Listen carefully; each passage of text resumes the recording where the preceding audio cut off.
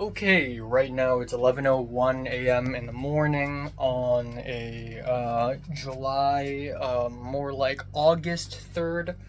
Um, yeah, I had a pretty wonderful sleep from 2:10 a.m. to 10, maybe at 10:15. At 10:20, I was pretty much wide awake already. I just laid on my bed for like more time.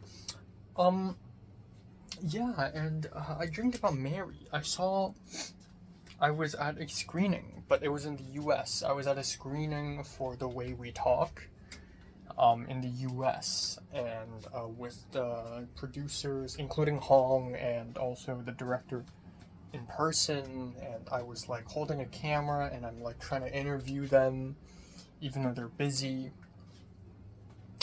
And then I saw Mary there, but it wasn't like secondary school, like conspiracies era Mary. It was new Mary, Mary but updated 2025 or near future Mary. She's wearing very nice, like plain clothes, like work attire. It was like very simple, like like business attire. Not business. She's not wearing a suit, but she's like wearing pretty nice, like I guess light blue or like cyan dress, or like cyan sweater, and with a long sort of grayish skirt, I guess. I don't know how to describe it, but she's just very mature. Like she's just like a nice person. I don't even look at her in such um like, oh, she's so interesting and alluring. She's just a nice person now. Um and I ran into her and I was like, "Hey, Mary." And apparently Mary's now studying in some other country, and she's actually working for another Hong Kong association called DCCI or something. I don't know what it stands for, but she's working for some Hong Kong organization somewhere. And she's also trying to interview the director and the producers of The Way We Talk. And it was a little embarrassing because I had to chase Hong and the other director out of a theater, and I was like, "Hey, can we do an interview? Can we do an interview?" And then a little bit later, they're like, "Oh no, we're busy," and and I felt kind of embarrassed. I felt like I was too desperate for it. But yeah, that's pretty much it. It's pretty pretty fun. I woke up and I'm like, "Thank God that didn't happen in real life because I would have been so embarrassed." Um, yeah, essentially there's that. Um, but yeah, I hope the podcast does happen eventually with Hong and the director of The Way We Talk, like in real life. I hope it does happen. I'm so happy that I saw the movie on the plane yesterday. I guess one of the perks of being on the plane is that films you kind of miss in theaters, you can still kind of catch them before they get a streaming release, which for Hong Kong films, you don't even know if it's going to get a streaming release or not. I don't think even Hong knows for sure, or maybe he does. It'll be out on Disney Plus Hong Kong or something, but it's just, it's always, I don't know, you never know. Um, but yeah, I guess I'm gonna continue talking about the Beijing trip. Um, but I'm gonna do that tonight because I do want to save my voice because I do want to record some YouTube videos. But today it's raining and storming outside. There's big thunder, big rain. I don't think I'll be leaving my apartment anytime soon. Um, and instead, my cousin will be coming over to this apartment and we'll just be discussing the Japan trip, which I'm not in the mood for at all because I just finished the Beijing trip and I'm still kind of processing it. So it's a little much. But yeah, that's pretty much it. Still thinking about Jiayun a lot, which is bad. I've been thinking about her since December. But she's like, I'm saying good night to her, and then she's saying good morning to me just now, and it's like, oh, But like, does she do this to literally every guy? Like, it's always that question again. But I don't know. I'll bring her to some good places. I think there's like a genuine like 85 to 90% chance that she's actually gonna show up in Hong Kong on the 18th.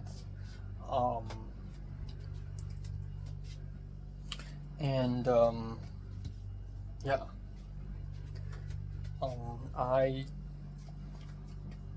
I don't know. I hope she's gonna have a great time. Yeah. um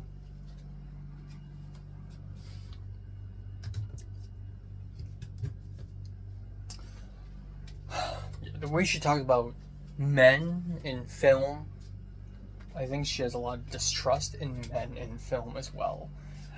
Like she mentioned Christian and Katie, and honestly, I've only heard Christian's side of the story. I don't know how it went down for Katie, but I was like, Christian and Katie broke off on good terms, right? And Giant was like, sure, in all caps, which I don't like all caps.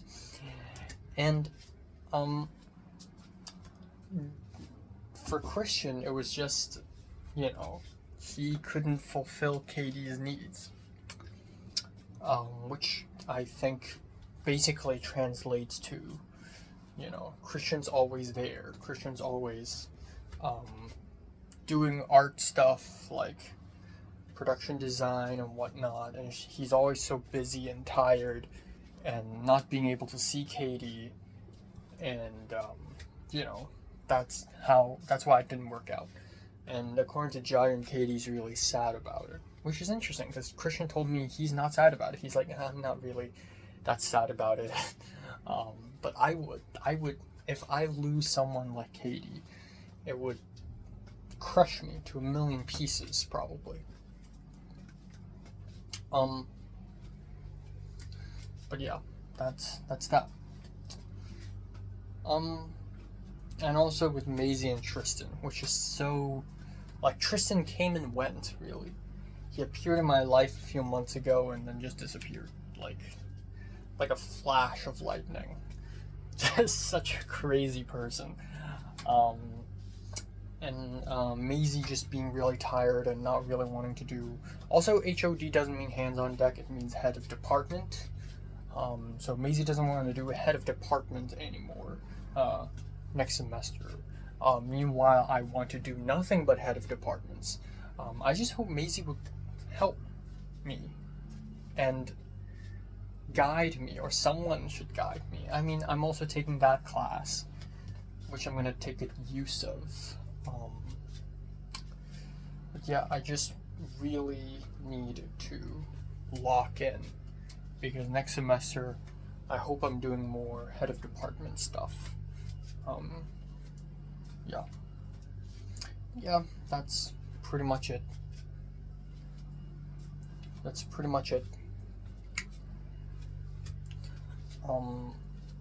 Yeah. Okay, boys and girls, time now is 12:58. After midnight, it's a bit late. It's a wee bit late. I'm gonna go to bed soon. Just a quick recap of what happened today. Today is a home all day, as expected. My canker sore is hurting. I love it. I feel like I've been having canker sores pretty consistently, like in Cannes, and then I had one during Anime Expo, and then I had one in the first week after I came back to Hong Kong, and now I'm having one again. It's amazing. But yeah, today's a chill day. I didn't do much either. I don't know why, but for some reason, because I spent 7 days sort of in Beijing, and I don't have that constant like mechanical sort of rhythm to the way I work, I felt kind of lost today. I'm just like, wait, what do I do again? What do I do again? Review movies. I watch movies, review stuff. Like, is that what I do? Yeah, that's kind of weird because I usually like after Cannes, it didn't it didn't feel like that. Like after I came back to LA from Cannes, I was like, yeah, I'm just gonna continue reviewing films, etc. I'm gonna go to Trader Joe's. I'm gonna cook. But now I'm back in Hong Kong, and I'm like, yeah, I'm not going to Trader Joe's. So it's been a day of chillness. I've been just chilling, and Giant's still talking to me. In fact, right now, Giant's still DMing me. I feel like from around 9 p.m. till now, she's been talking to me like nonstop, but I feel like she's been talking to everyone nonstop. More on that later.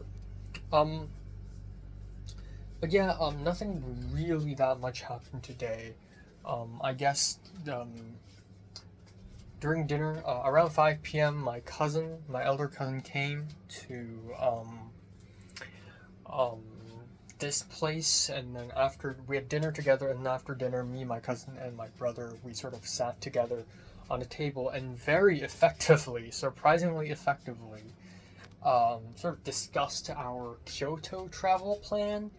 The difficult thing is I actually already have the whole thing planned ish. Like I have a whole list of places I want to go to, and several of them I have to go to them in the very morning.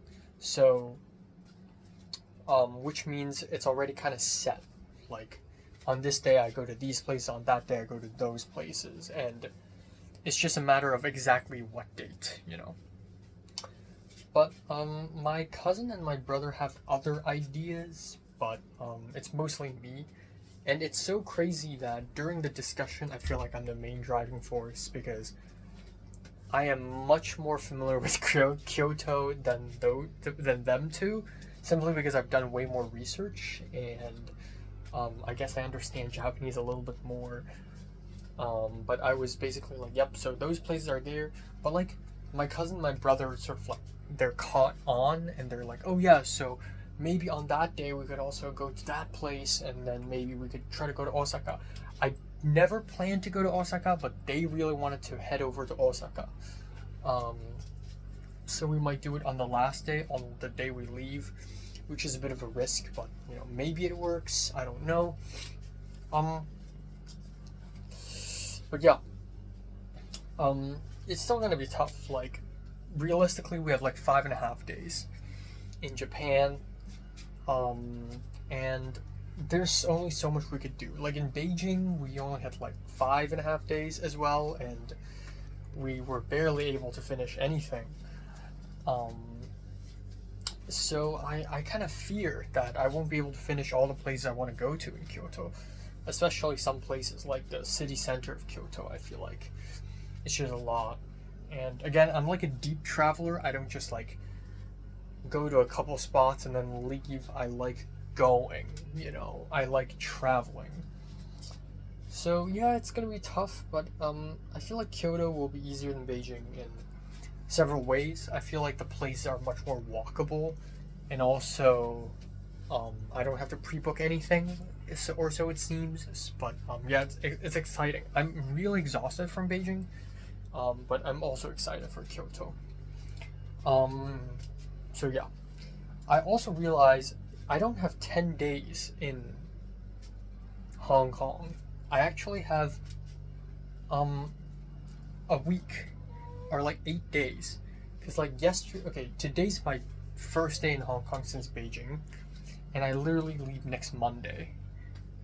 So I actually have 8 days and not, um, you know, I have 8 fucking days. So that poses a bit of a problem because I actually don't have a lot of time to do things, and yeah, so that's that. Um, and yeah, I think Giant's pretty much set on visiting me on the 18th. So this summer is a Hail Mary. So there's that. So I'm just gonna quickly go over what happened um, on days 4, 5, 6, and 7 of the Beijing trip. I don't need to talk too much about day 7 because that's literally the day I came back. Um, Day 4 was crazy. Day 4 is easily the most intense day of the trip. That's July 30th, and again, part of me was like, yeah, on day 3 we were supposed to visit the Forbidden City, but and part of me was like, yeah, you know what, might as well ruin the whole trip. But then on day 4 I'm like, you know what, I'll go to a lot of places today, sort of as a way to make up for the loss of day 3. So day 4, the plan originally was already complicated enough. We have Yonghe Temple, Confucian Temple, Ditan Park, Nanlo Guxiang, Prince Gong's residence, and then Wang Fujing Street, and also the old observatory if we have time, Shisha High if we have time. So that's already 8 places. But because we couldn't get to the Forbidden City yesterday, we also did not go to Dongyue Temple. So I had to slide the Dongyue Temple into this schedule. On top of that,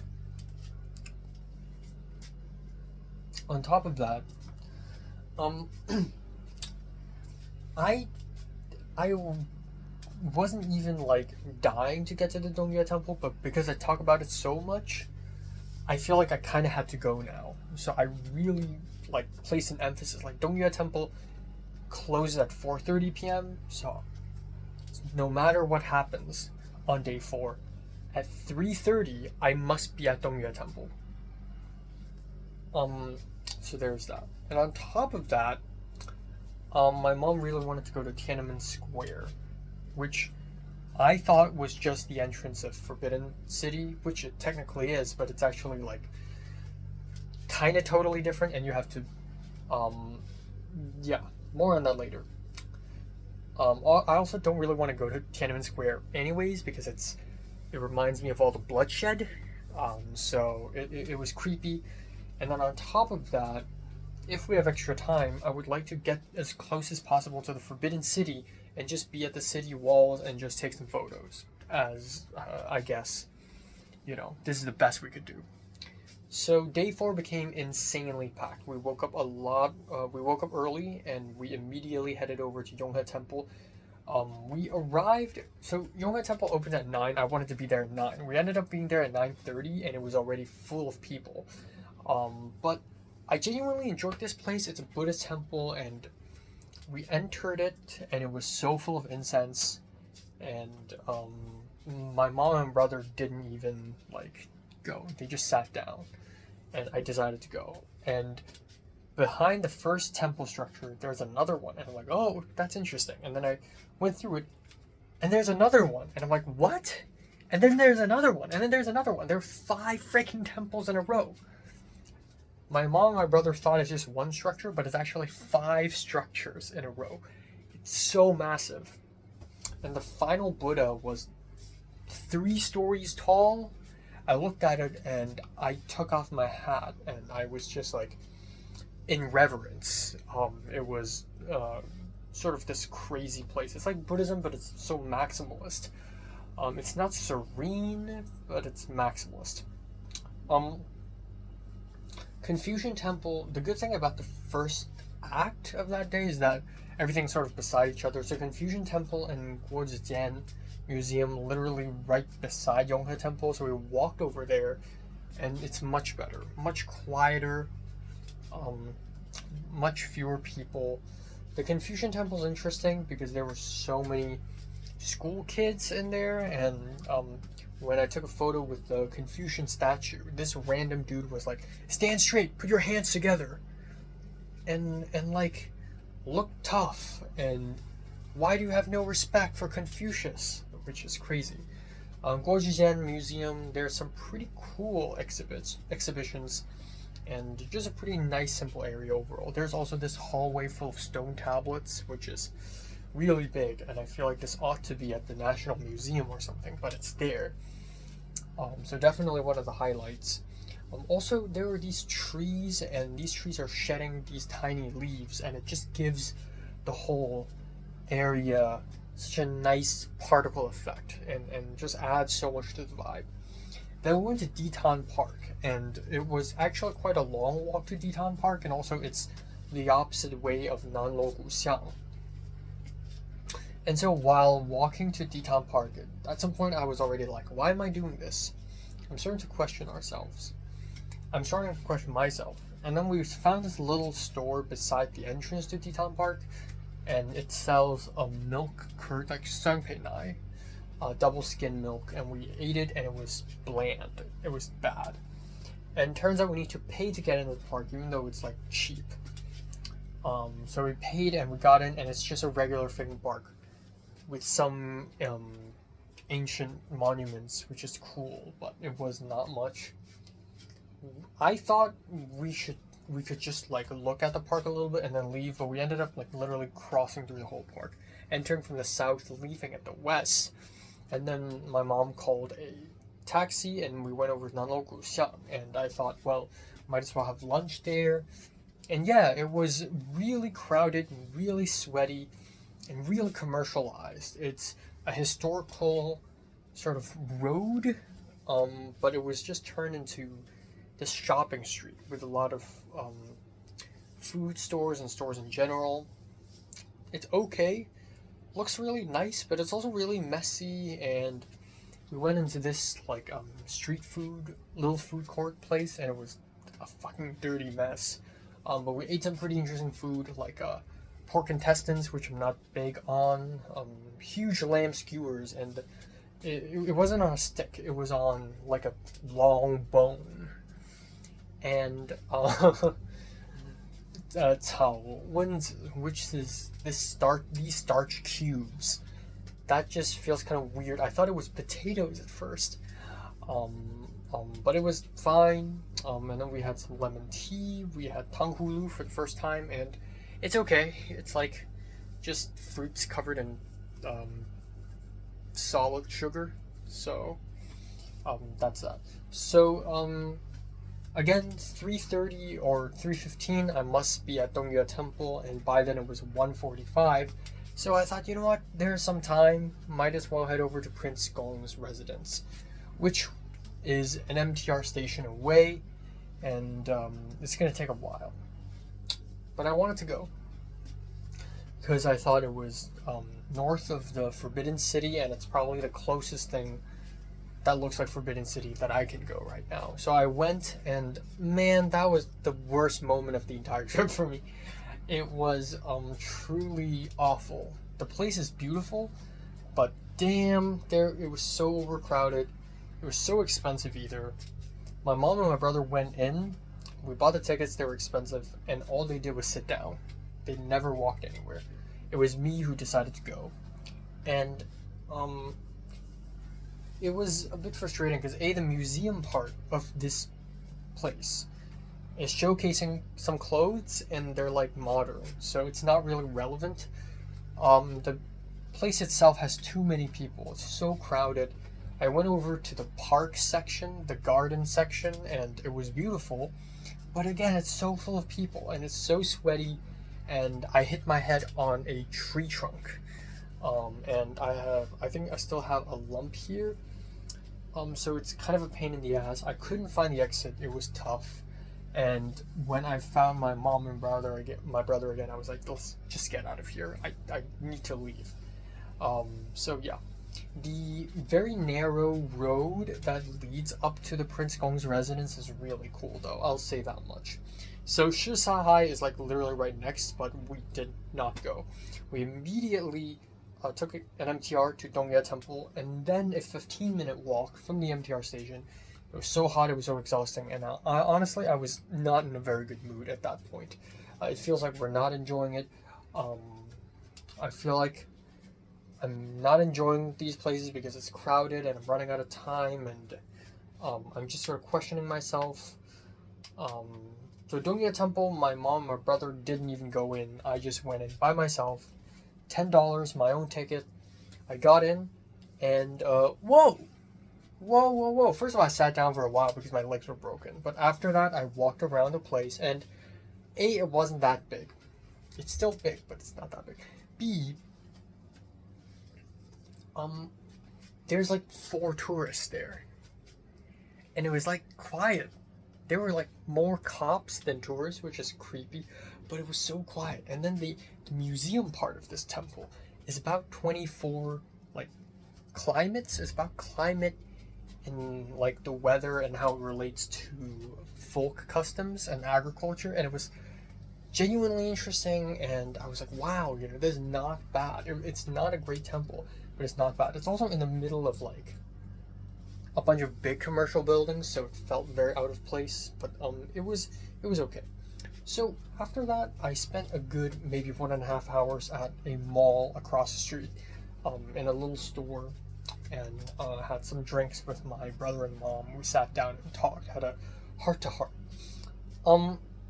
Replenished some energy. We decided to go to Tiananmen Square, and we arrived, and holy shit, of course, you need to pre-book tickets to visit the fucking plaza. It's just a plaza, and you still need tickets.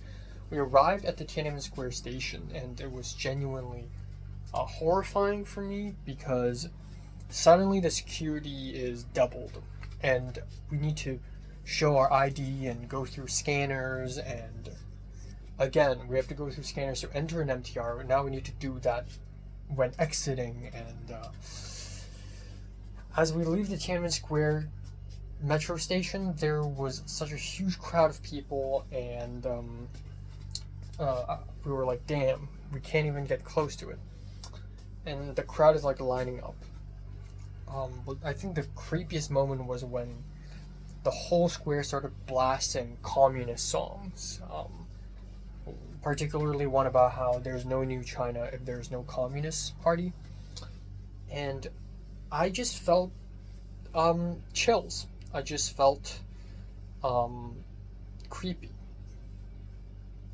We walked away, we walked more and more and more, and we finally arrived at the walls of the Forbidden City, took a bunch of photos, and yeah, it looks great. It would have been greater if we were inside. That's all I'm gonna say. There's a cool sauce store that has a lot of chili sauce. There's a cool souvenir store. But yeah. And then we head over to Wangfujing Street, which is the final spot of the day, and we were all extremely tired. We found this BBQ restaurant, roast meat restaurant, and it was alright. We didn't order much. I was too full. I think I've ate so much food in the first 2 days that on days 3, 4, 5, 6, I try to eat less, but I still end up feeling extremely full every single day. So that's that. But yeah, very intense day, and my mom did not enjoy it at all. I still enjoy these places, but because I'm a huge history nerd, and a huge culture nerd, detective, if you will. Okay, day 5, July 31st. Again, I met Frank, which is still a crazy thing. I DM'd Cha about it. I randomly I took a photo of Frank and I DM'd Cha, and I was like, I met Frank in Beijing. And Cha was like, what the fuck? Like, I don't even talk to Cha that much, but this is such a random thing to tell her, and it's like the craziest thing possible. Also, like, I talked to Frank about, like, talking to Frank a lot about everything. I eventually mentioned Cannes Film Festival, because I have to. And Frank told me that he actually knows the production designer of Resurrection and also Long Day's Journey into Night, which is fucking ballsy insane, man. Fucking insane. Yeah. Frank also, like, we exchanged letterbox, and Frank also told me that he wants to be a director eventually, but he's not that confident in his writing now. He told me that he recently worked on a Tang Dynasty period film, and he worked on another film last year, another feature film that has a lot of beautiful, complicated PD, multiple periods, but the producer and the director is dating, so it's like complicated. So yeah, that's that. So yeah, day 5 we were supposed to head to the Great Wall, at Miyun District, and also the Gubei Water Town. And turns out I was like, on the day before, so on day 4, I was like, maybe the Great Wall is open, actually. It's probably not that bad. And then my mom's friend's brother finally confirmed with Gubei Water Town. The town itself is open, the wall is not. And so my mom called me and asked me if I still want to go, and I'm like, yeah, whatever. So we went. I went back to the hotel, and then we eventually left for Gubei Water Town. It's like 2.5 hours to get there, and we arrived, and there's like no one. There's like no tourists, or like maybe 20 or so it seems, and then turns out it's like 50. But at first it looked like there were no tourists, and we entered the water town, and turns out it's like not that old, and also the whole place is very commercial. It has pizza restaurants, and I was like, damn, this feels pointless. The whole water town doesn't even feel like actual like town. It's just a theme park. It's just a glorified Disneyland, or like Disneyland but good, because it's trying to be historical. We saw the Great Wall from afar. It looks interesting. But yeah, we just went through the whole water town. So the day was originally going to be really intense. Now it ended up being kind of chill. There were some really good, beautiful spots, but again, very commercialized, very like fake mall, water town. At some point I went solo, and I found this weird little doorway that leads up to another structure, that leads up to another structure, that leads to another structure, and it's all alone in this entire section of place, and it was so crazy.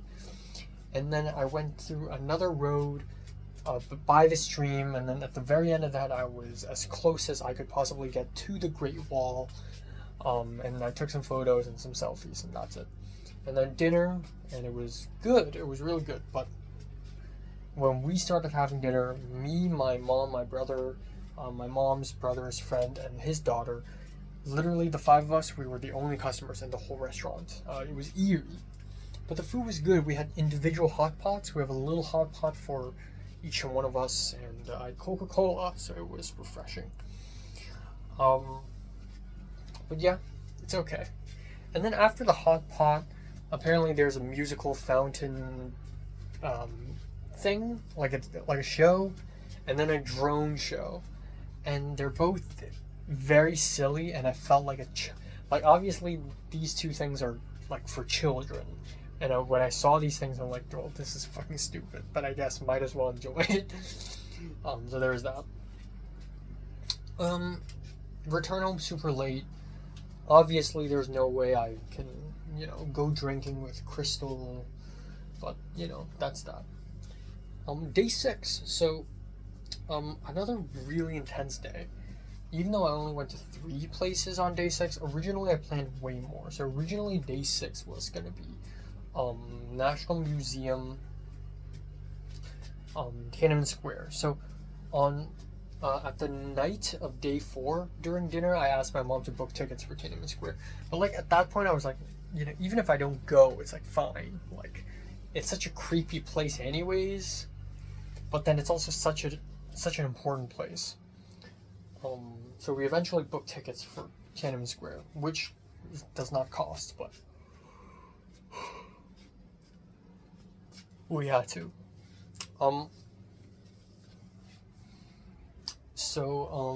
Yeah.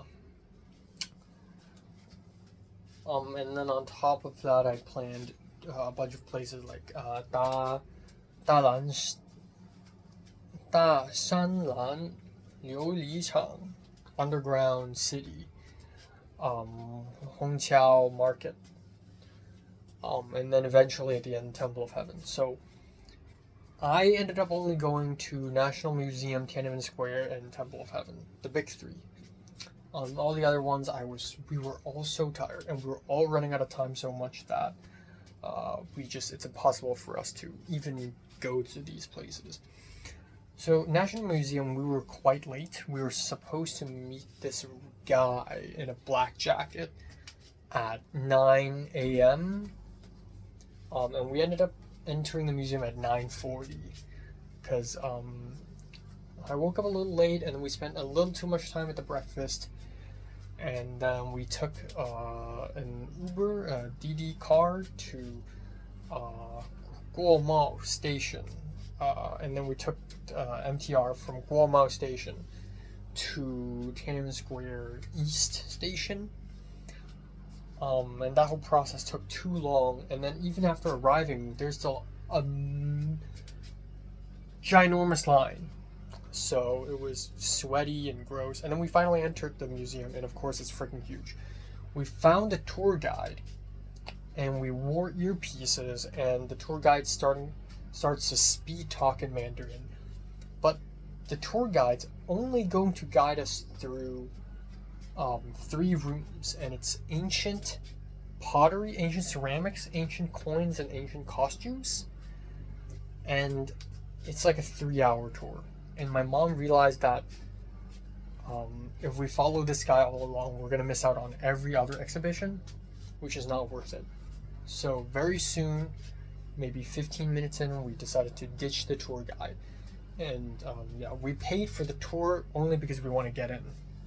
And the tour guide understands that. So my mom returned the earpieces, and the tour guide's like, yeah, go ahead. So we left, and we started like solo travel, or not solo, but like us 3, we started going from one exhibition to another, and holy fuck, it's big. This museum is huge. So ancient ceramics, we went through ancient coins, and then we went through ancient, like, there's ancient everything. There's like ancient mirrors. There's an exhibition hall for Buddhism, for Buddhas. That one is surprisingly small.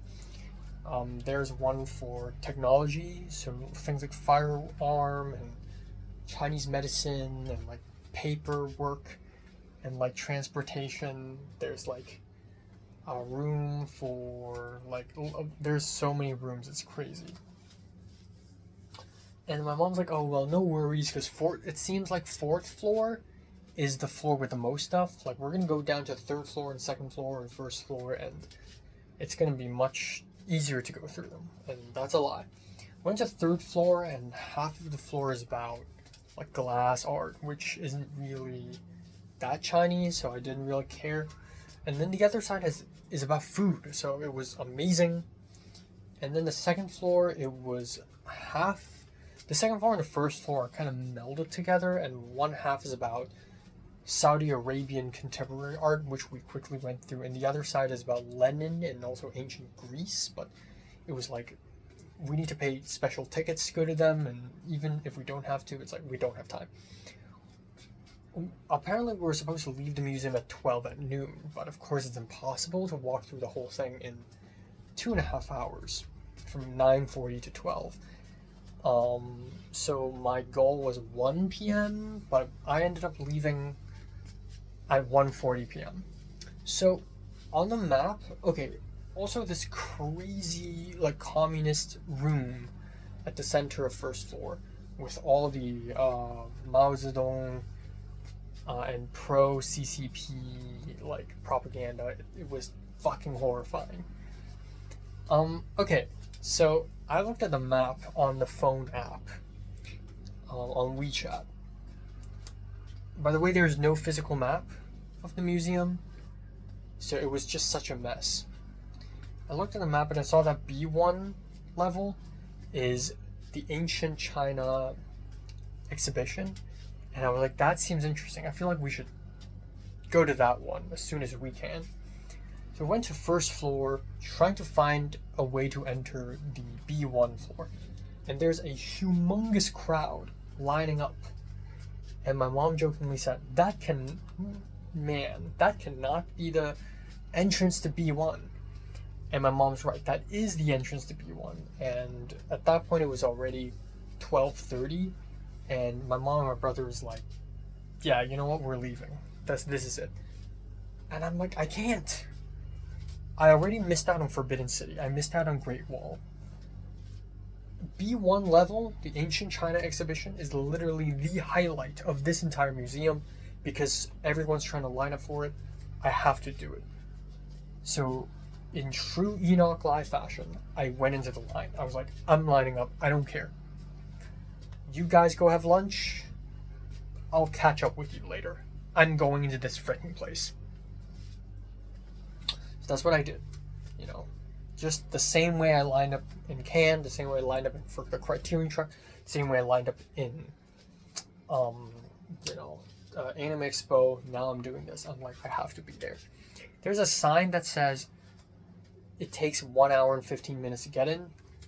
Turns out it only took me half an hour to get in. So they're exaggerating a little bit. I got lucky. I held my ground and I followed up, and at 1 p.m. I entered. And oh my god, there's so many people, and it's also glorious. It's the entire history of China in one giant exhibition. And there's a lot to see, lots of cool stuff. And I was holding my camera and I was basically speed running through the entire place. And it was majestic, and I had fun, and I wish there was another Chinese history nerd next to me. And I wish we had like more time so we could geek out. But my legs were broken. It was so sore. I was hungry, but I was like, oh, it's that painting. Oh, it's that Buddha statue. It's those coins. And I was just freaking out. But yeah. On the way to Guomao metro station, by the way, my mom talked to the taxi driver a lot. And, my mom's very talkative, which is a bad idea sometimes. My mom started talking about Taiwan and how messy politics are in Taiwan. And in my head, I was like, just don't. Please don't. And the taxi driver started talking about it, and suddenly, the taxi driver's like, did you hear that? And my mom's like, what? And in my head, I'm like, what? And the taxi driver said that the GPS of his car just told him to not say anything sensitive politically. I didn't hear the GPS. My mom didn't hear the GPS. But apparently, the car tried to stop the guy from talking about politics. Easily the most spine-chilling 1984 moment of the trip. And there were so many moments throughout the whole trip where I was like, man, if there's true democracy in China, it would be beautiful, because there's so much amazing culture here. It's just 1984. It's just this Orwellian thing going on. Anyways, I digress. So after the museum, I left. I went out of the museum alone, and I was like, fuck, I'm all alone in the center of Beijing. What am I doing? And my mom sent me a photo, and I did a little GeoGuessr moment. I saw the name of the restaurant from the plate of the photo. And then later my mom sent me the address of the place, and I was like, yeah, it's that one. So I walked over to that place. It's a little restaurant nearby, 8 minutes away, and it's mid. The beef noodles is mid, the dumplings are pretty good. I had a good mango drink, and then afterwards we went over to Tiananmen Square very briefly, and I wanted to get out as soon as I can. It's a big square, and it's just a photo of Mao Zedong. And first of all, I've seen this square so many times in photos and the news, and to see it in front of me is spine-chilling. Second of all, the Cultural Revolution hurt my family, and it hurt so many things, and there was so I just really wanted to get out. I didn't want to take off my hat. I didn't want to take off my sunglasses. I wanted to be anonymous. I feel both unsafe in terms of the Chinese government knowing who I am, and also people who are against the Chinese government feeling that I've betrayed them. I don't want to be seen around here. And then we took an MTR station to Temple of Heaven. And as expected, but also unexpectedly, this place is humongous. And it's a giant park that includes a circular altar and the Temple of Heaven itself, and also this palace. So I went to all three of them. I went to this palace first, and the circular place then, and then the temple as the big finale. Yeah, and at that point I was so tired. I was like dead, I was like limping, and I walked more than my brother and my mom. We bought drinks, and then I was so sweaty, and it was just, ugh. But yeah, we did all that, and then we went to the circular altar. I almost got lost going to the circular altar. And then we went to the Temple of Heaven, and there's too much people. It's a great spot, but goddamn. And then afterwards, I'm done. My mom called a car, and then we went back to the hotel. It was an expensive ride, and I fell asleep. And then the original idea is, it's the last night in Beijing, so we need to like celebrate by eating something good outside. But we were all so tired. We all took a shower, and also it was like 7 p.m. already. And if we were to book a table at a nice restaurant, we would have to wait until like 10 p.m. So at the end, my mom decided that we're just gonna order takeout. So that's what we did, and it was fine. We didn't eat too much. I ain't complaining either. Like, as much as I'd love to have like a big, like, great meal finale, but like, I'm not complaining. Like, literally the last meal I had in France was shitty pain au chocolat in the airport. And the last dinner I had was the grilled octopus, which was pretty good, but awkward meal, So yeah, who cares? But yeah, that's basically day 6, and I also talked quite a bit to Jiayun, I feel like, on that day. I don't know, but yeah. So day 7, I went back to Hong Kong, and it was fine, and that's that. I just feel I'm really happy that Jiayun's like talking to me every day again, but again, maybe it's just trust issues, but I feel like I've already done this with her, like in Christmas in December, and it's just a repeat of history. And it's crazy. Jiayun is beginning to tell me like random things that's happening to her in life, like, oh, my brother just stole a bunch of my skincare products. Oh, I'm just going to this place right now. And Jiayun told me that she had a haircut today, and her barber asked her whether she's like a rebellious person or not. And her barber chose a wolf cut for her. Which, first of all, Jiayun in a wolf cut. The thing is, when I first met Jiayun, she was in a wolf cut, like an overgrown wolf cut, and I thought it really suited her well. So, Jiayun in a fresh wolf cut is like, don't even mention it. Don't even mention it. I was like, damn, okay. And then Jiayun sent me a selfie, like a mirror selfie of herself with the wolf cut, and she looks serious and stuff. She looks like serious in the photo, like she's not fooling around. And she's sitting, and she's wearing like short jeans and a short white shirt, and I could, she's the whole person in the mirror looking serious. And I'm like, she just sent me a photo over WeChat of like in the barber place with a wolf cut. I was like, okay, wow. And I'm like, damn, like if a girl asked me for a selfie, I don't even think I could do that, because I don't look that good, Well, we just talked, and our conversation never ends. And then a little bit later, she told me, look at this DM. So somebody responded to her Instagram story, and the story is literally the same selfie. I thought, like, when she sent me that selfie, I was like, ooh. And then I saw that apparently she posted that selfie on Instagram anyways. So a bunch of people are seeing it anyways. publicly, like not publicly, privately, but still.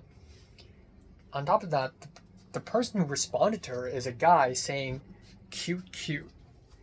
Maybe it's like a ironic way, but you know, people are just saying, "Oh, you're cute," you know, which I'm like scared to tell people they're attractive. It's like such a crazy thing to come from my mouth. And then Jiyoung jokingly said, "Hey, this is her boyfriend," and that guy was like, "Oh, my bad, my bad." And then Jiyoung showed me another screenshot of like a bunch of people DMing her after she posted that selfie.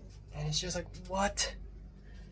All these men are like salivating over her from a photo of her in new hair. It's like, what? And then another guy called her after seeing these texts because Jiyoung also sent these screenshots to another guy, and it's like, what? So again, maybe it's just trust issues. So sometimes I feel like, damn, I didn't know Jiyoung like is this close to me, but then I realized maybe Jiyoung's doing this to every other guy. And then I also like Jiyoung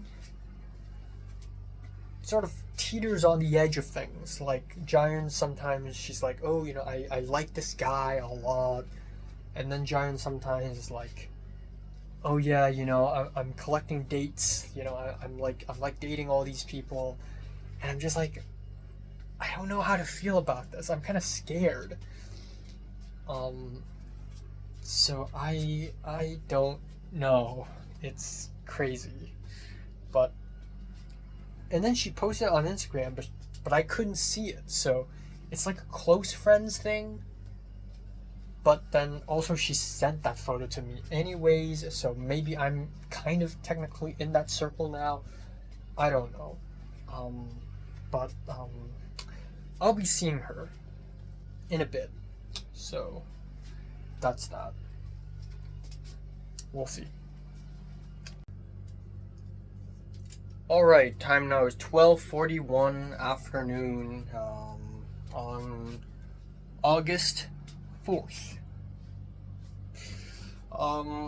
Yeah, I can't believe it either, but I just woke up. I slept from 4:20 a.m. to about 12:15. I actually woke up around 11, but then somehow I left the bed at 12:15, and now I'm like, it's 12:15 already? So yeah, it's quite late. I really need to sleep earlier for real, because I'm like in Japan, I need to be waking up early every day, which, you know, I was able to do it in Beijing, but that's probably because I was so tired every day. But yeah, it's raining outside again. I don't know if today's going to be a home all day or not. If there is a specific time period where it isn't raining, then I would love to go outside and go jogging. I feel like I lost a good amount of weight in the last couple days. I don't know why. Maybe it's because I just like decided to not eat as much food, and also just the fact that, you know, I'm really tired all the time. Okay, what's wrong with my nails? Okay. Anyways, I feel like my belly fat is a little bit gone, but I would still like to keep at it. And then beyond that, there really isn't much else going on. Yeah, I can't believe it's like we're 7 days away from leaving to Kyoto again. So it's August 4th plus 7, it would be August 11th, and then I'm gone. So, crazy. And it's kind of weird too, because like when I came back to Hong Kong a couple weeks ago, or 3 weeks ago, there were a lot of notifications. Like people are asking me to hang out left and right, but like right now, it's like that's not really happening now. So I don't have a lot of notifications. I don't have a lot of people telling me things. So I'm kind of just, yeah, a little bit of not much going on kind of situation. But yeah, that's okay because yesterday was so unproductive. I filmed and edited a review, but beyond that, I watched 15 minutes of a film and that's it. I barely did anything, so I really want to be productive again today. So I don't mind pulling another home all day today. And that's pretty much it. Again, really excited for Kyoto, and really, even though I'm really tired and I want to just take a rest after Beijing, but I don't know, Kyoto is a cool place. And also really excited for Giant to come. And again, yesterday I mentioned to her, like, you know, oh, I have this crazy magnum opus film idea. It's like this Chinese history film thing, and but like I have to save it for another day because it's too long. And she's like, oh, well, tell me in Hong Kong. And so she's thinking of coming already. That's monumental. That's like, again, I feel like my home is on the verge of crumbling. Because I mean, I could lose this home in any given moment. You know, we borrowed money from the bank, yes. And if we're unable to repay that money, and also if that money runs out, obviously, then this home is gone. Second of all, let's just say that there are some not so satisfactory relationships in this family as of now, which may bring this family structure to a crumble. And number 3 is I'm going to be leaving Hong Kong for at least 1.5 years this time, maybe 2 years, which is really long. You know, I remember round one was 6 months long, but it felt like 6 years. So yeah,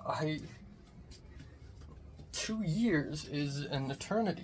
Even though last year, round 5, didn't feel that long because I kind of got the hang of it, but 2 years is a lot, and so much is going to happen and so much will change in these 2 years.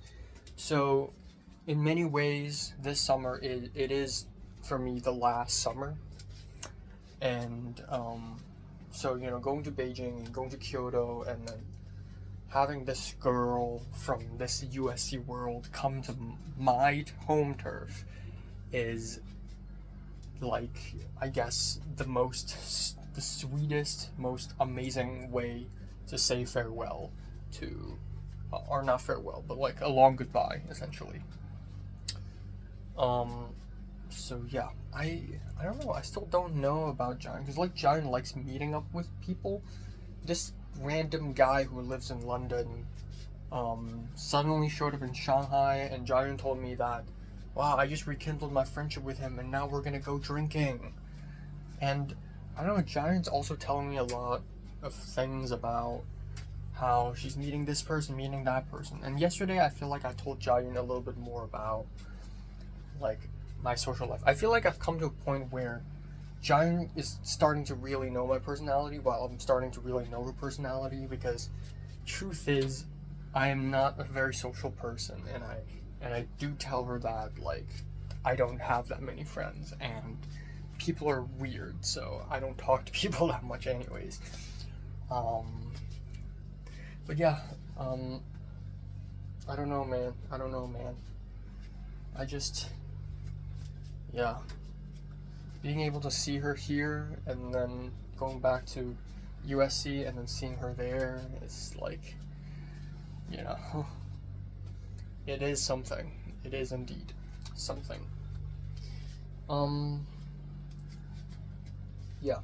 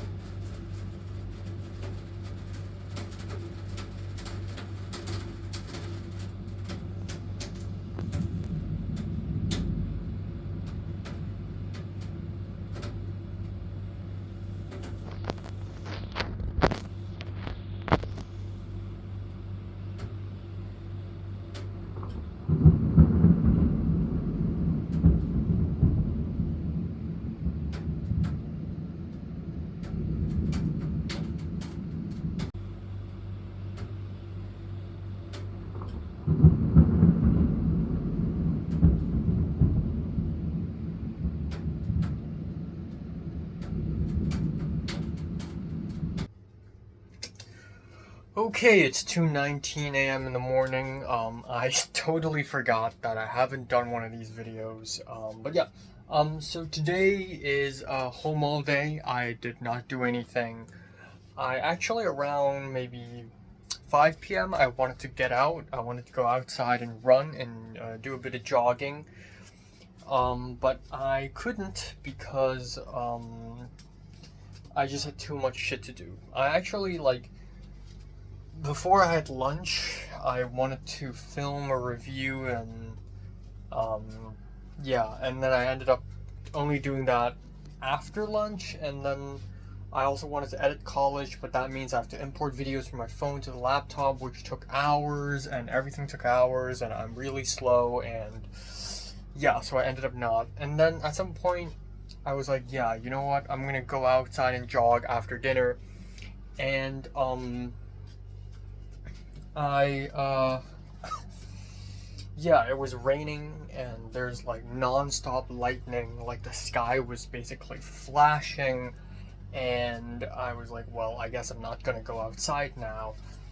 Plus I have shit to do. So once again, right now it's like 2 a.m. and I realize I still have like 12 things to do, or more like 4. I didn't speak that much to Giant today, but at 1 a.m., like an hour ago, she started talking to me a lot again. And she told me her friend is at Bologna. I thought the festival was over already, but apparently not.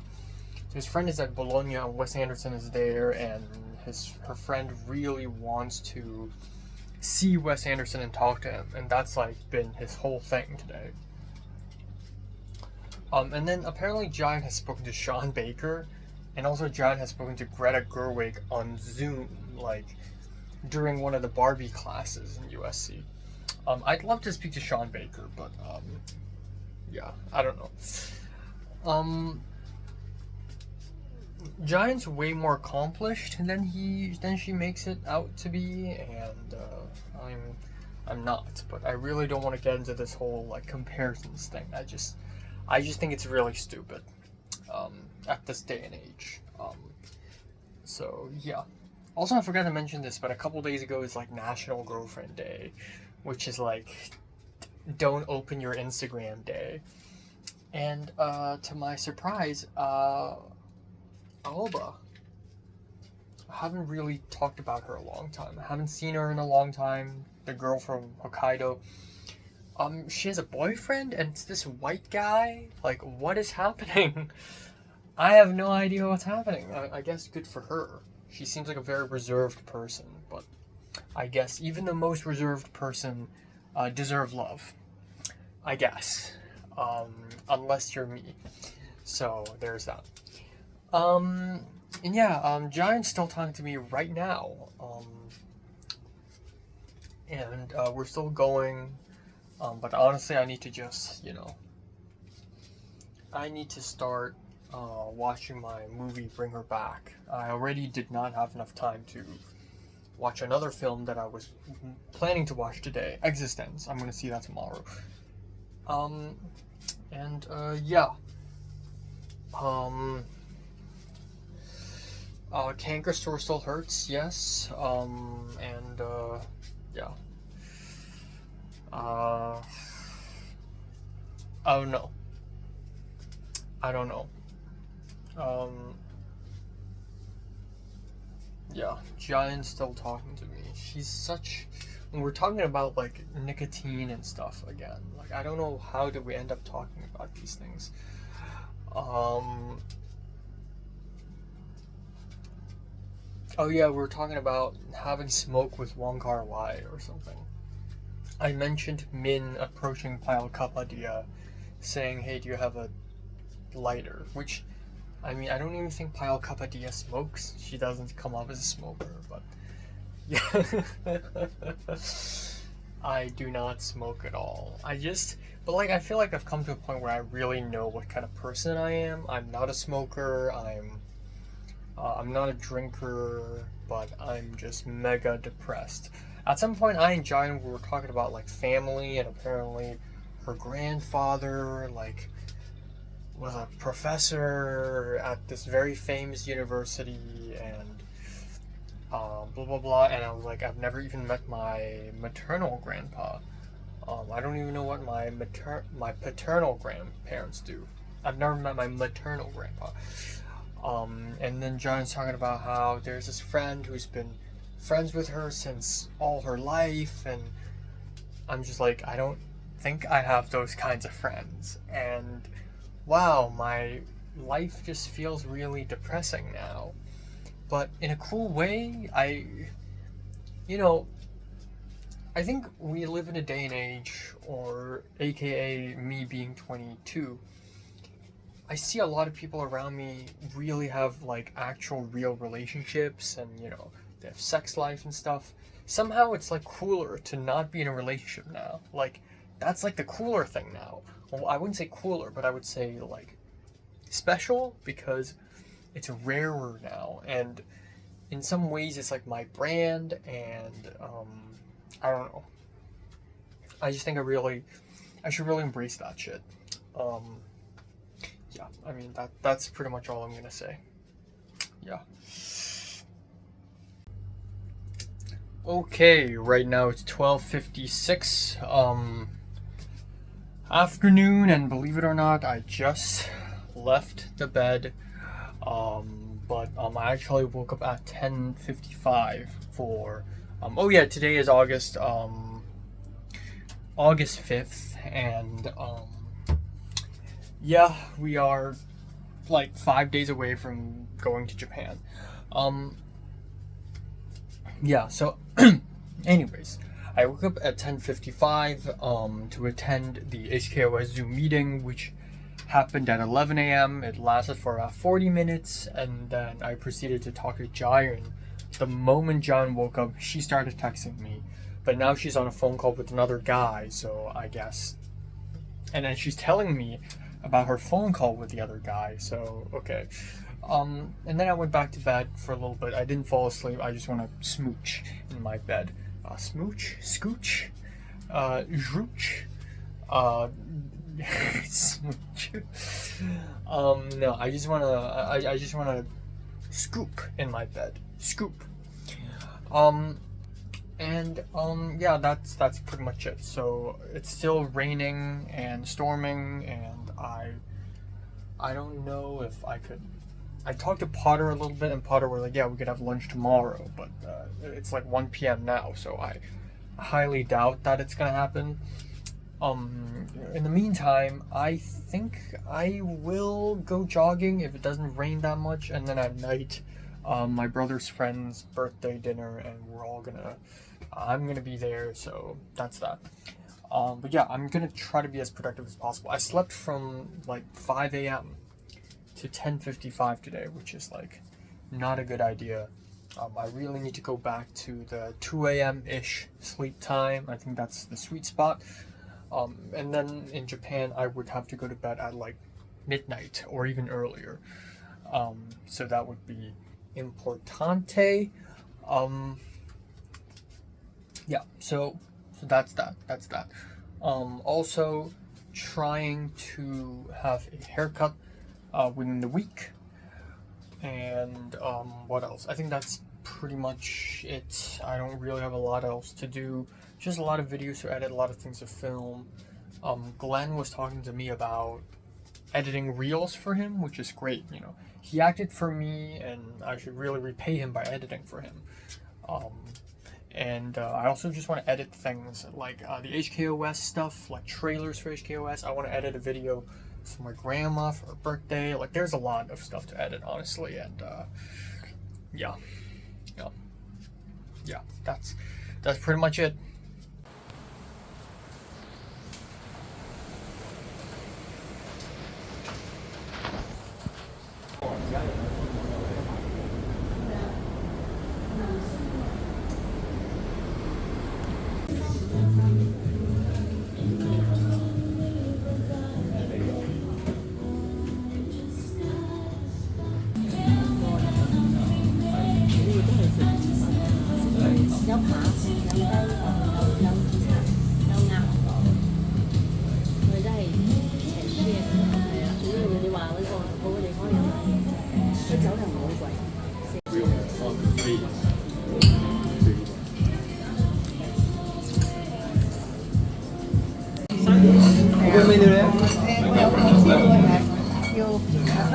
Okay, it's 2:15 a.m. in the morning.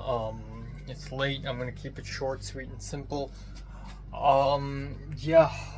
Today I went outside, at 6 p.m. Me, my brother, my mom, we went out to a really nice, fancy restaurant in Chimshache, sort of hidden on the third floor of a building, and it's a restaurant that has pasta and an assortment of meats, and it's Western food. It's not the best pasta I've had, but it's nice. The atmosphere is nice, so that's that. Yeah, and then aside from that, I also just tried to be as productive as possible. So I did film a review. I edited 2 videos. I ended up just now I edited a little bit of the can vlog and a little bit of the steel ball run video. I have like 5 things to edit. It's actually crazy, given how much I have to edit. And then I realized it's already 2 a.m. and I plan to watch 3 episodes of anime plus a film plus read manga. I genuinely cannot do all that. So unfortunately I've ran out of time again, but there has been an attempt. Aside from that, there are 2 things I need to note. One is I would like to have a haircut before I get to Japan because my hair is getting a little bit too uncomfortably long, and also I would like to have a new hair for the new semester, for the new year, for the new school year, for the new round, for round 6. So I got to get into that round 6 hair. And I think around yesterday or a couple days ago, goddamn, I can't control. Around a couple days ago, I was sort of brainstorming what kind of hair do I want, and I was like, I don't know why, but for some reason it suddenly just popped into my head, but Asano Tadanobu in Ichi the Killer, hear me out. I think I may rock that hairstyle. The thing is, his hair works in terms of my hair structure. It's just that my hair right now is a little long, and it's a little too orderly. His hair is much more messy, but I genuinely like that hair. So I'm gonna try that actually. And the other thing, so anyways, I talked to my mom. So I have like 5 days left in Hong Kong until Kyoto, which is crazy. I have 5 days left, and gotta make the best of it, I feel like. And so yeah, finding a date for haircut. My mom talked to the barber friend, and the barber friend was like, how about tomorrow at 1 p.m? So yeah, I guess that's that. I guess I'm going to have a haircut tomorrow at 1 p.m, which I think is a little too early. Honestly, I was hoping that I could also get a fresh cut before returning to Hong Kong, but then that would be a little bit too, I do also need a haircut before Japan, and I don't want to have 2 haircuts, so the one I'm getting tomorrow has to be sustainable. Now, the other thing is I'm going to see Leia and Pink tomorrow night for dinner, so that's that. And then the other thing I would like to talk about is Jayun. I honestly low-key was hoping that I would have a break from Jayun. Like, I don't have to speak to her every day. Like, the thing is, it's so fucking insane that, like, during February and March and April, I and Jayun would talk, and then she would just disappear for a whole month, and then we would talk a little bit again. And that really, I guess, ruined my trust for her, and I don't even think she realizes that. But I think Jayun really likes talking to me these days because she talks to me literally every single day. And she would start the conversation before I could even start the conversation. She would start the conversation and she would just talk about the most random things. Like, oh my god, my old piano is coming back to my apartment. And oh my god, I literally this morning as I had my Zoom meeting at with HKOS, Jian was like, hey, I just woke up. And she typed that in Chinese, and I jokingly was like, I haven't woken up. But anyways, we talked a lot again today. We talked about classical music a little bit. I don't know where did that come about, but eventually during dinner, yes, she suddenly asked me, so on the 18th, are you free all day? And she typed that in Chinese. I'd say that like right now it's like 80 or 20% of her texts to me are Chinese, or maybe like 10%. But still, like she would randomly text to me in Chinese, which is pretty next level. Like I and Leslie don't even do that. Even though I think Jiren is like at least 19 times more fluent in English. But she would text me in Chinese suddenly, and I would have to text her back in Chinese. But anyways, during dinner, she randomly asked me, so are you free all day on the 18th? Like, do you think when will you arrive in Hong Kong? And I'm like, bro, I arrive in Hong Kong on the 17th. I'm free all day on the 18th, all day. And she's like, great, I'm gonna book the ticket. And so a little bit later she texted me, she's like, I booked the tickets, that's it. And apparently her mom is also gonna go with her, and she's told me that if her mom wasn't gonna go with her, she would have stayed out until like 3 a.m. But now she's gonna arrive at Hong Kong on the 18th, have a sleep, like 1 night sleep, and then on the 19th a flight to LA. And I was having dinner, and it's like, great, cool. She has a ticket, she's coming, but I feel like I don't realize how crazy this is. Again, like I think a month ago, when Jian brought up the idea of coming to Hong Kong, I was like, this is it. But then a small part of me is like, what if it's not gonna happen? It's like I'm celebrating too early. This is too good to be true.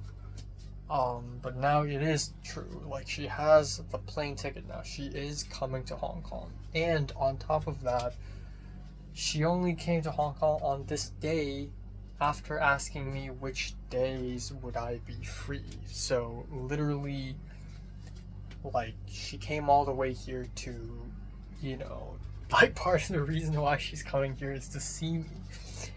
And Jesus Christ, what in the world? So this is really next level, and I really got to make the best of it. She said she wants to wander around as well at night, and she's like, oh, I would normally wander alone, but I want to wander with a friend. Which is great, because now I'm considered a friend, but yeah, we'll see. But yeah, and now I feel bad. I feel like I need to look better for her. I feel like I need to be like, so I went jogging at like 11:30 at 11 p.m. and then I ran for like 10 minutes and it started to rain, and I'm like, nope, never mind, and I just came back home. But at least I did something. So I took 2 showers already today. I'm about to take my 3rd one. But yeah, again, it's so absolutely insane that Jian is coming. In her wolf cut, like, that's so insane. Like, that's so, like, this is like it, this is, like, I don't think there is another way where, like, another more majestic way to end off, I guess, my final summer in my college years, unless I'm doing masters. which is likely, honestly. But I just can't think of a more majestic way, like spending a week at Kyoto, coming back, and Giant is here, and I get to spend a day with her in my home. And not only that, I'm taking her to around my apartment. Um, the metro station with Fallen Angels moment. Like, this is, I don't even know. I don't even know. And it's so, like, moments like this make me think that Giant is more gullible. And I don't like using this word, but like gullible, more like susceptible than I thought. Because A, she's younger and she's easier to be swayed and easier to like get excited over nothing. But I always assume people to be the opposite. I always assume people to be like evil schemers. Maybe Giant is partially an evil schemer, partially the opposite. But I don't know why Giant's so friendly to me. But then it's not like Giant is really easy. Like, I feel like throughout February, March, April, May, I've still been struggling with talking to her, and I gotta let her know, like, when we see each other in person. Like, for a while I was frustrated with you. But yeah, can't get much better than this, in my opinion. I think, back in May, I even made this crazy comparison, like, at least with Leslie, I and Leslie, we talk, like, once every 2 days, but with Jian, like, she barely knows me, and we don't even talk, but now John speaks to me, like, every day, anyways, and, yeah, it's just, we live in crazy times. We live in crazy times, so, yeah. I don't know. I'm gonna brainstorm what places I could take her to. I don't want to be too stressed out about this, but I'm still fat and I'm still not muscular, and I'm not even not muscular, just not ideal physically. I feel like I should look better for her and stuff, because she's gonna look good. Yeah. So, I don't know. But the haircut is what's going to take place tomorrow, which means I'm waking up a little early tomorrow. Okay, time now is 10:55 a.m. and yeah, I had a sleep from 3:50 to 10 a.m. but then I went back to bed for half more hour. Yeah, not very productive last night, I do have to admit, which is why I'm waking up early today, just so that I could, film, a review, and also watch eXistenZ. I watched, like, 15 minutes of it, and I started falling asleep, so I kinda can't continue. And yeah, so today is just haircut, and then hang out with Leia and Pink. I really hate wasting time, so if there's a little bit of time after the haircut and before hanging out with Leia and Pink, I'm gonna feel really bad, so hopefully it's not a waste of time. Yeah, and that's pretty much it. I don't really have a lot else to report. Yeah, again, I feel like my hair isn't really that long right now. My hair has definitely been longer in previously, but yeah. I don't know. I'll say this though. I'm like,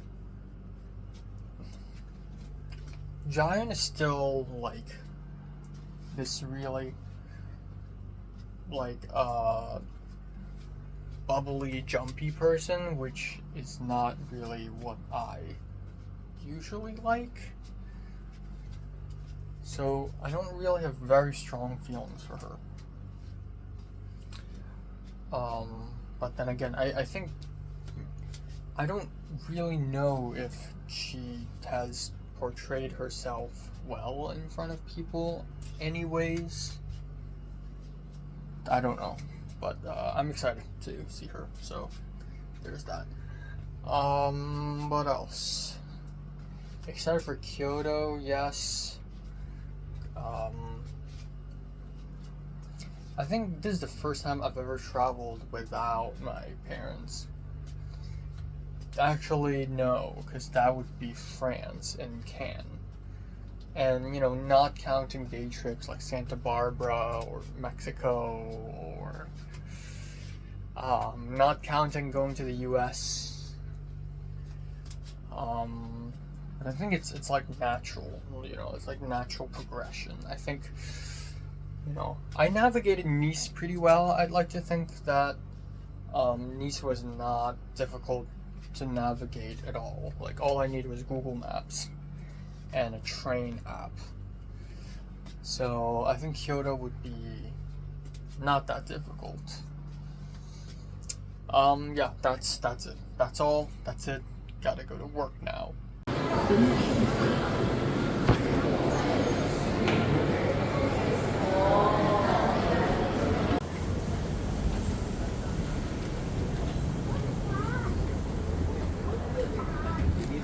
At like dinner or something.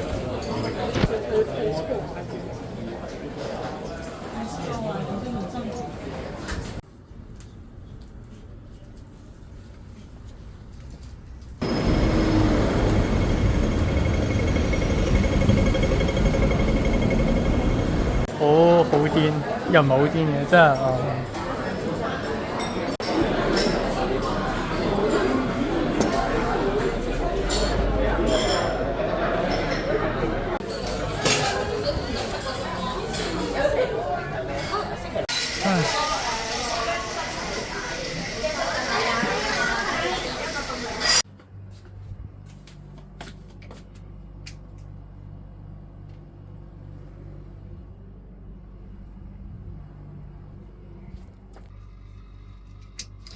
Okay, time now is 1:34 a.m. in the morning.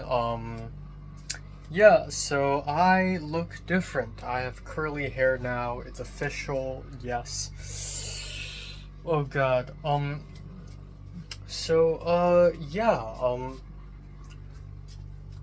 Today is semi-interesting, not really demi-interesting, maybe. I basically woke up at 10, and the original plan was I'm gonna film an album review plus finish Existence, and then I'll have lunch, and then I'll leave for the haircut. And of course, because I dragged on, I spent half an hour on the bed, I spent a little time watching some YouTube, and then I didn't even have that much time to finish things to begin with. So I ended up filming the album review and then editing the album review, and then I gotta go. I finished lunch really fast, and then at like 1:30 I left. I was supposed to meet the barber at around 1:30, but I left my apartment at 1:30. Went all the way to Central to the barber place.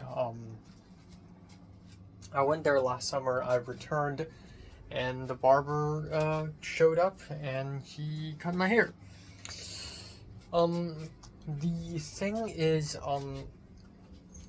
I didn't really have a specific look in mind. The troubling thing is that, oh my god, my cane are sore.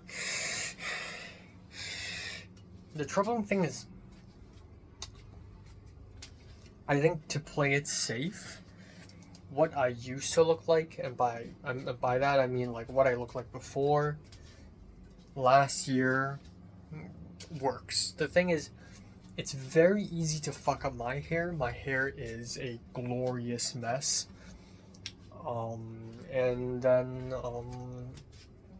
But then at the same time, I want to look different, but then I don't know how. I want to look somewhat different for the new semester, and I just want to continue the tradition of having a different hairstyle every single year. even though my hairstyles are not drastically different every single year, but they like evolve, you know, they progress. And yeah, this is how I look now. So I showed him a photo of Asuno Tadanobu in Ichi the Killer, and he's like, that's impossible. His hair's so long, and he has a lot of hair on the top. You don't. And then I was like, well, I like it messy. And so he's like, okay, let me perm your hair. And so that's what he did, and it was so elaborate. I arrived at the barber place at around 2 p.m. and the haircut lasted until 4:30. And he really, like, every single strand of hair at the side, and then he rolled up at the center, and then at the side, and then at the side. So there are 3 rows of tube-shaped plastic straps, and then there's like parchment paper, and he would roll up a strand, like for instance this, and then it would sandwich the strand of hair with 2 parchment papers, brush it with some kind of perm cream, roll it up, and then he would carefully do that for the whole head. And then after all that, I waited for a while, and then it gets even like more complicated. Like, another assistant put a white towel around my head and added another viscous liquid that came out of a brown bottle, and it was very cold and gooey, and I don't really know what it's for. And then another smaller white bottle showed up and sort of like squeezing around the head. It's like such a long process. And then they wash my hair again with really hot water, and I'll sleep like on that, I guess, bed, quote unquote bed, when they were washing my hair. At some point they were just gone, they just left, and I'm just there, and it was really relaxing, and I almost fell asleep. And then I went back to the chair, and then he finally started cutting my hair, but it's like very curly and messy now. I don't even know like what part is being trimmed and what isn't. For all I know, it's like all over the place.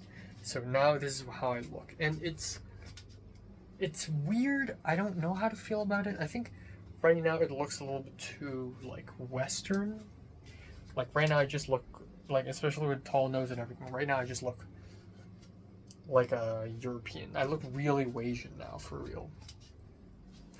But when it gets longer, which by the way I told him like this is gonna have to last long, so I think he had that in mind. So I think in like 2 to 3 weeks, I think it's gonna look better, longer, and so that more quote unquote Asian. But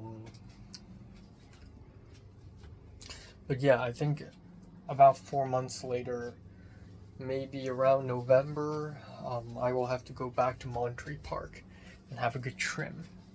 Or December, or early December, I would have to go back to the good old M Park and have a good trim. For now, this is an interesting new look. So anyways, I told Jayan, because I have to tell her, oh, I just got a haircut. And then Jayan's immediate response, I was like, oh, I hope she doesn't ask for a photo. And of course she does. Immediately she's like, 샤양즈, like, how does it look?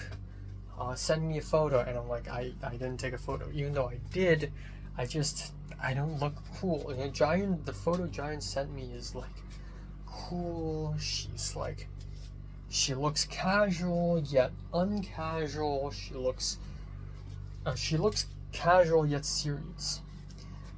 She looks easy, yet she's kind of posing, like she's just natural, and I just can't do that. I just genuinely can't do that. So I came back home and I took a very shitty photo of myself with a phone covering my face, and I sent it to her, and it's just like, ugh, she's 20, and she's forcing a 22-year-old guy to send her a photo of me, and I'm like embarrassed to do it. But yeah, and then she said, hell yeah, it looks good on you. And I don't even know if I should trust her on this. I'm just like, okay, yeah, really? But I could see working if it's like grows longer, and I could see it totally like working a little better. Also, again, I'm going for like a loose thing, and over like autumn and winter, I'm gonna wear like nice, cozy, maybe baggy clothes, but like mostly just like loose clothes. And I think it makes me look like a softie, which is like the style I'm leaning on. But also it contrasts with my personality, which is more like regimented and strict. And I think it's important to have your persona and your style contrast. I think that's as far as my fashion knowledge goes. Fashion in relation to psychology, I think you kind of have to have a grasp of that.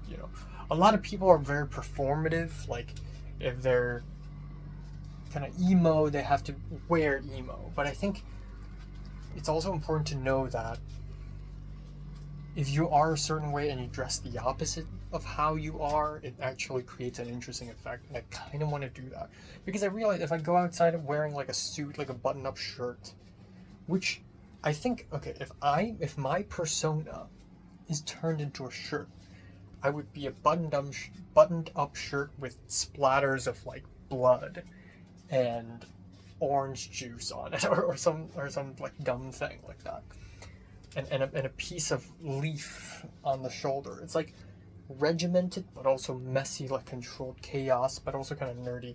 But if I dress like that, if I for real actually dress with a button-up shirt, then I'm like a nerd on top of a nerd. I just cannot do that. So I kind of have to go opposite and also like reflect like a secondary persona that I have, which is, yes, I'm like a huge like thinker, overthinker, but I'm also like a really soft and easy, wouldn't say easygoing, but like a soft person. And anyways, enough. So it's 4:30 p.m. and I don't want to wait 3 hours in the MTR station until 7:30. So I decided to, first of all, I went to Mongkok. I went to Mongkok Station. I walked over to Sino Center, and I bought 3 books of The Summer Hikaru Died. I had to hold myself back from buying more Chainsaw Man and more Monogatari series, even though I really want to, but I have to hold myself back. And then, I've bought a pretty significant amount of manga. Well, actually, not really. I did, like, bring more manga, like, anyways, and then I went to Yamate Station, and then I went back home. By the time I returned home, it was 6:30, and then at 6:30, I chilled for an hour. And by chilling, I mean trying to import videos from my phone into the laptop, which was faster than I thought. And then at 7:30-ish, I left, and I went over Causeway Bay, and I thought I would be late, because we were supposed to meet at 7:30. I ended up being somewhat early. Leia was there already at Ding Tai Fung, and Pink had to work overtime and didn't show up until 8:20. And by then we all already ordered food. So I was with Leia and Pink, and I've actually never had Ding Tai Fung, and when I arrived there, 1/3 of the people there are foreigners. So Leia ordered food, and we all, like, both me and Leia, we ordered before Pink arrived, and we ordered 3 bowls of noodles, some green beans, and also 1 xiaolong bao. And I was like, okay. I thought it's like first round of order, because it doesn't seem like a lot. Turns out it is the whole order, and Leia intended that was the whole order, and I'm like, oh my god. And then that's it. So I had my noodles, which is just noodles with like peanut sauce. Tastes good, but it doesn't have any meat or veg. The veg is the green beans, which is really good, and then I had xiaolong bao, and then Pink's bowl of noodles includes pork chops, and I had 1 small slice of pork chop, and that's the whole meal. That's not enough. That's like half of what I usually eat for dinner. And by usually, I mean like in Hong Kong, like not in LA. In LA, that's like not enough, but like almost, I guess. Just missing some meat. So I was like, I'm so hungry. I thought we were gonna order more. So afterwards, we went over to have double skim milk, which was good. Didn't blow me away, but good. That's it. Talked quite a bit. So Pink finally quit her job that she worked literally the same building as we were eating dinner in. And it was like such a big moment. Pink asked Leia to help her finish writing her resignation letter and then send the resignation letter to her boss. And it was like she visually like looked happier after she submitted the resignation. So good for her. And then Leia's talking about going to the UK to study for a year, and then Pink is considering going to New Zealand to learn how to drive a plane. Being employed is so crazy. Like, you just get to spend money on all these things, and it's like, wow. Yeah, and then now Pink and Leia are talking to me about jobs, like getting a job, blah, blah, blah, job. It's so interesting how like job is the talk now. Like even last year, it's mostly like romantic relationships, but now it's all jobs. Like that's the new thing. That's the new trend, being employed. And I still don't have a girlfriend. I still don't have a real job. I've worked like 5 jobs, and none of them are real.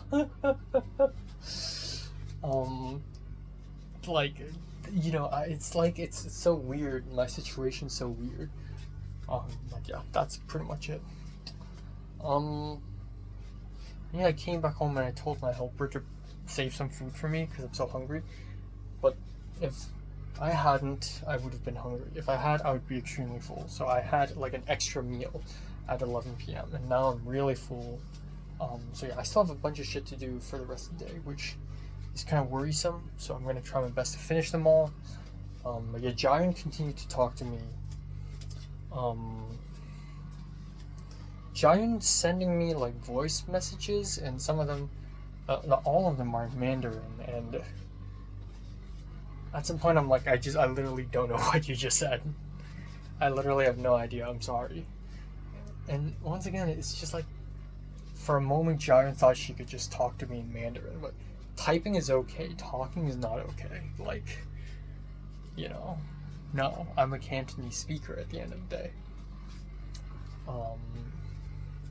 But Giant's getting so close to me. It's like, again, like we're not really seeing each other in person, but if this summer, like, thing holding us like apart is like distance, I hope next semester we'll actually be with each other more. We'll see. So lunch with Potter confirmed tomorrow, and then